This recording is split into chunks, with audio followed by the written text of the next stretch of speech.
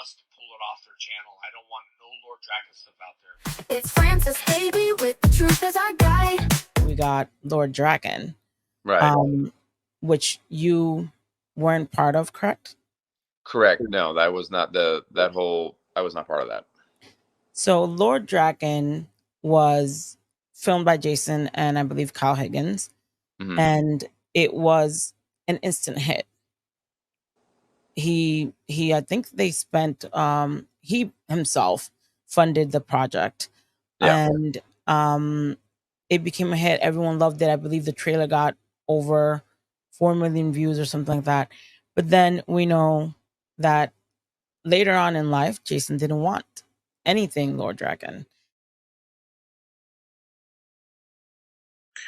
Also, I think it is very, very important to look at that Lord Drakkon footage. I own the digital footage. All we have to do is send a cease and desist to take it down IGN and to remove it from all necessary platforms. I own it for once in my life, and we can just tell them to take it down. Also, I need, Nicole, you to reach out to everything that has Lord Drakkon on it.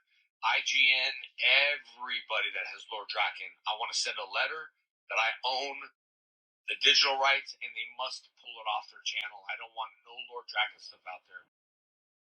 Hey, Nicole, I'm very, very shocked to see the Lord Drakkon Shattered Grid trailer on my channel. We discussed this a long time ago, and I don't know why it's on my freaking channel.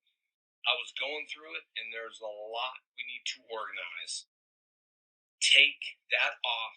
Delete the whole damn thing. Delete everything from there. I literally just watched it today from someone else's phone. Can you elaborate on that? Well, I think it goes back to a lot of just Jason is always being taken advantage of or betrayed. Because me and Jason pitched a very, very, very similar story about a dark Lord Dragon who traveled across the morphing grid, killing rangers and assembling their powers to basically dominate the world and for in a nutshell. But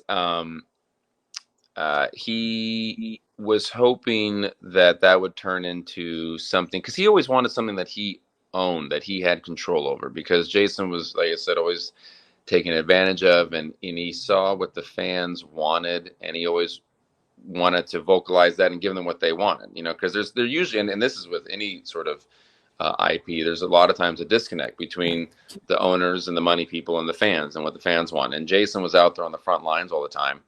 So he saw Lord Drakkon as a way for him to kind of bridge the gap and for us to get out there. And even though we weren't credited for it, he felt like, well, this could be a way to kind of get us on board and get his name out there and have him a little more control.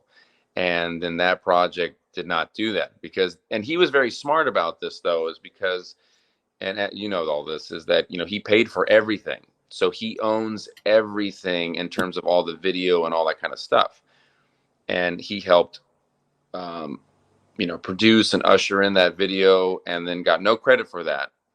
And then they went off and used the character in ways to make figures and all stuff, which he wanted to be a part of, because, as also everyone knows that he never got any percentage of any of the figures from, any of the Saban stuff. So he was like, I've helped create this character and I want to be now a part of it. And I want to feel like it's, something that's more personal to him. And none of that came to fruition. It's Francis, baby, on a Power Ranger quest.